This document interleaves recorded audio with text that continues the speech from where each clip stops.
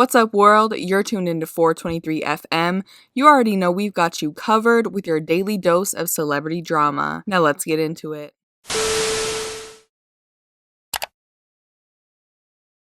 Hey, what's up, guys? Welcome back to the 423. Over the past couple days, women have been coming forward to tell their stories about sexual assault by celebrities and influencers in multiple different industries. Seeing people come forward after keeping something hidden for so long can inspire others to come forward with their stories as well, and that's what happens when we see this sort of domino effect. The latest celebrity to be accused of sexual assault is Justin Bieber, who has already come forward to deny the entire thing.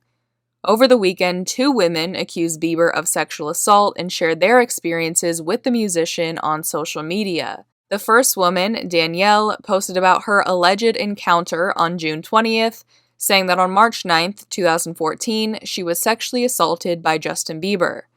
She starts her post by saying that hearing other women come forward with their stories is what gave her the courage to share hers. She goes on to explain the encounter, writing the following. After hearing about Gabby's story with Ansel, it gave me the courage to share mine, so this is a thank you to Gabby. My name is Danielle, and for personal reasons, I will not be stating my last name.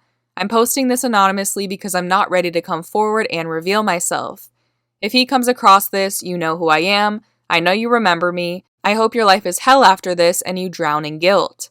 On March 9, 2014, I was sexually assaulted by Justin Bieber.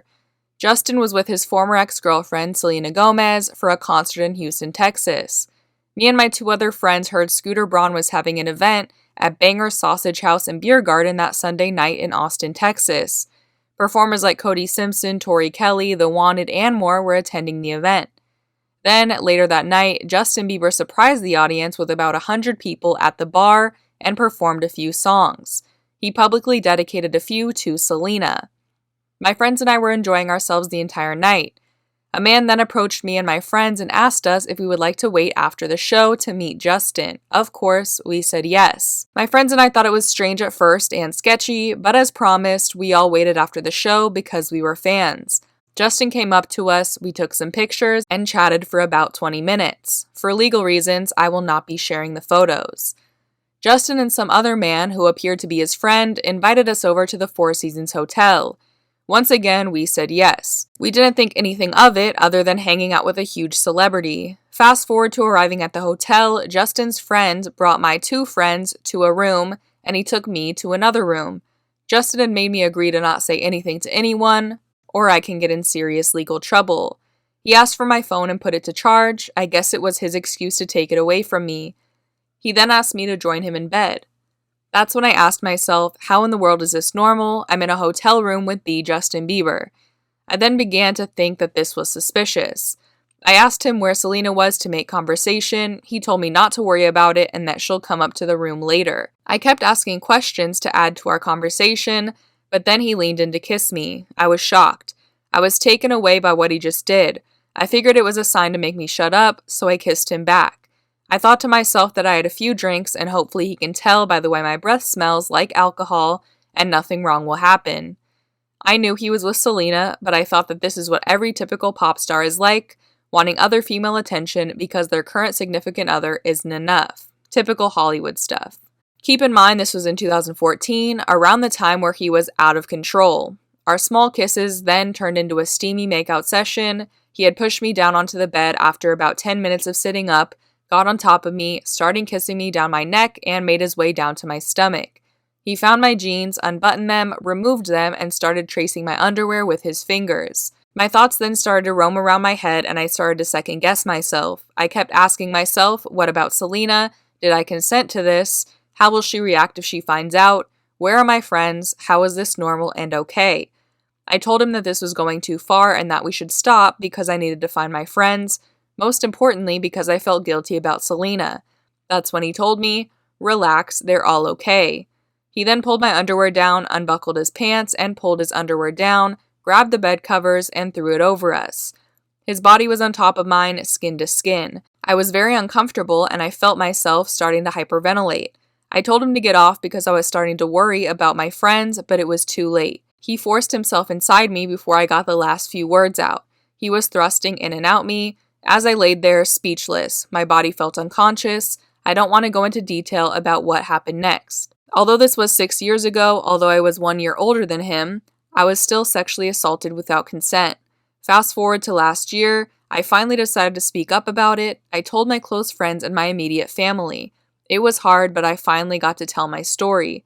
If you've ever been a victim of sexual assault, I believe you. You and your story matter. You are valid. You are heard. I will stand with you. After Pop Crave reposted these tweets from Danielle, Allison K., a representative for Bieber, sent a DM to the site in order to refute these claims. She wrote, "So, first of all, I have to say that an allegation like this is something we would never take lightly, but this read exactly like the Ansel Elgort allegation, so we were a little suspicious. Needless to say, we needed to make sure we had our facts here to respond. After the event on March 9th, Justin stayed at an Airbnb where I was also staying, and any hotel reservation he had in Austin didn't begin until the following night and was at the Westin, not the Four Seasons. So this is factually impossible. I'm sorry it took so long to respond, but we wanted to be respectful and address it with real info." That same day, a second woman came forward accusing Bieber of assault, telling another story of an encounter in a hotel room from 2015. This woman, Katie, tweeted, "I believe Danielle, I am a victim of sexual assault by Justin Bieber too." Here's her story. "Hi, my name is Katie. Just like Danielle, I was sexually assaulted by Justin Bieber. It was 5 years ago when I was assaulted by Justin Bieber. On May 4th, 2015 evening, I went to meet and possibly get a picture with Justin just like any other Beliebers when he's in New York. From waiting in the evening till early morning of May 5th, 2015 in New York City, I met Mikey, Justin's bodyguard, outside of the hotel, and he found me attractive and gave me his phone number without taking mine. I stayed there waiting and hoping that Justin will come out so all of us Beliebers that have been waiting outside his hotel can get pictures, but he didn't. Later, around 2:30 a.m., I was invited by Mikey Irana to Bieber's hotel, Langham Hotel, where there were 5 girls, including myself. Out of the 5 girls, there was one who sat closer to Justin, whose name was Ariana, and 3 other boys. One of them was Kyle Massey, and the other was his hairstylist named Florida, I believe. I introduced myself and started socializing with everybody. Then I started jokingly talking in French to Bieber. As some of you already know, he can speak some French because he's from Canada. We were having a conversation and he said he couldn't hear me clearly because I was standing a little further from him, and he asked me to come closer. I started getting closer and he grabbed my hand and pulled me over to him. He was sitting on the couch, so I fell on his chest. I started getting up, and when we locked eyes, he kissed me and touched my butt while asking if it was real. I said yes and stopped his hands there and got up. I went to the restroom. He came behind, following me to the restroom, and locked the door, which was on the left of the bedroom. I asked what's going on and why did he lock the door. He said, "I'll tell you." He started kissing me, touching my body, and caressing me. I asked him to stop and continued to say that I cannot have sex with anyone prior to marriage, traditional and cultural thing. So Bieber started pushing me to the bed and had his body against mine. He pinned me down, pulled my leggings down and his shorts, and penetrated me, which is considered a very bad thing unless by the husband. It aggravated me, and I pushed him and kicked him between his legs and ran out of the living room. I told my sister what happened, but she asked me to stay quiet about it because it'll ruin my family's honor and I will never be married. The fear of being called a disgrace by my family and be disowned made me rethink. I went to rehab for mental health treatment in fear of killing myself because I've tried. I've remained silent until last year in 2017 when I saw the Me Too movement. But after I tweeted about it, the Beliebers sent hate toward me, so I deleted it, and when a writer, Amanda, saw it, she emailed me, and after I told her everything, she asked if I knew other girls who've been assaulted by Justin Bieber so that my case will be believable. I said I don't, and I haven't heard back from her since. That's when I decided to go to the law enforcement and never let an assailant go easily, knowing how bad it can mess one's mental health. Attached are the messages from Mikey and Ariana and Amanda. And she did attach text messages and DMs between her and people from Justin Bieber's team, which include his friend Ariana, acknowledging that she saw Justin kiss Katie. Following these allegations on June 21st, Justin Bieber took to Twitter to deny Danielle's allegations, though he still hasn't addressed the story that Katie came out with on the same day. Justin tweeted, "I don't normally address things as I've dealt with random accusations my entire career. But after talking with my wife and team, I've decided to speak up on the issue tonight.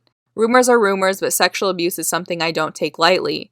I wanted to speak out right away, but out of respect for so many victims who deal with these issues daily, I wanted to make sure I gathered the facts before I made any statement. In the past 24 hours, a new Twitter appeared that told a story of myself involved with sexual abuse on March 9, 2014, in Austin, Texas, at the Four Seasons Hotel.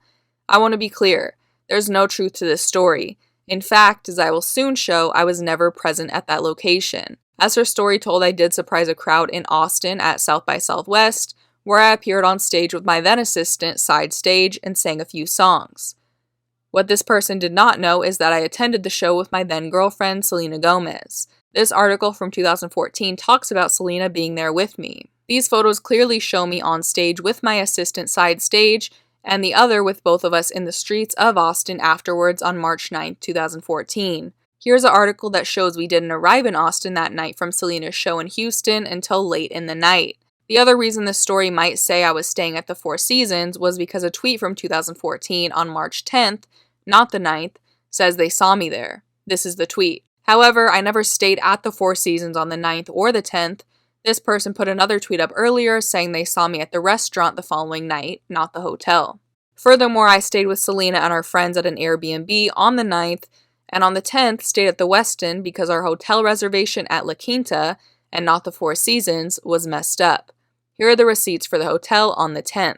We've also confirmed with the Four Seasons regional manager that I was never on property on the 9th of March 2014, and I was never a guest on the 9th or the 10th, and I welcome all press to inquire with them if needed or wanted. The pics I showed of me and Selena March 9th in Austin should make it clear that we were together that night and went from the venue to our Airbnb and never went to the Four Seasons. This is our Airbnb receipt where we crashed with our friends. On March 10th, Selena left for work and I stayed at the Westin, as the receipt clearly shows, with my friends Nick and John before I left town. Once again, not at the Four Seasons. We booked it a couple days to stay for the Def Jam show, but I bailed on the 11th to head back home. I won't be using Mike Lowry anymore as an alias. Every claim of sexual abuse should be taken very seriously, and this is why my response was needed. However, this story is factually impossible, and that's why I'll be working with Twitter and authorities to take legal action. Justin came forward with a lot of evidence in an effort to clear his name, and while none of us know what really happened that night, I don't really think his proof actually proves that Danielle's story didn't happen. His whole approach was to disprove being at the Four Seasons Hotel by showing receipts that show he had other reservations that night, but then he points out a tweet from someone who spotted him at the Four Seasons restaurant. Just because he had reservations at another hotel doesn't mean that's where he stayed. Plus, him being spotted at a hotel restaurant sounds kind of weird, because why would he go eat at that hotel and then just go stay at another?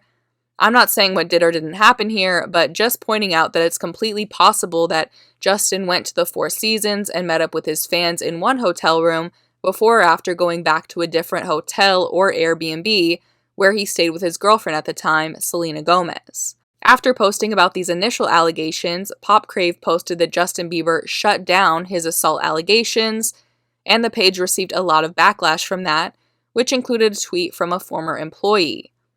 She wrote, "I'm sick of y'all.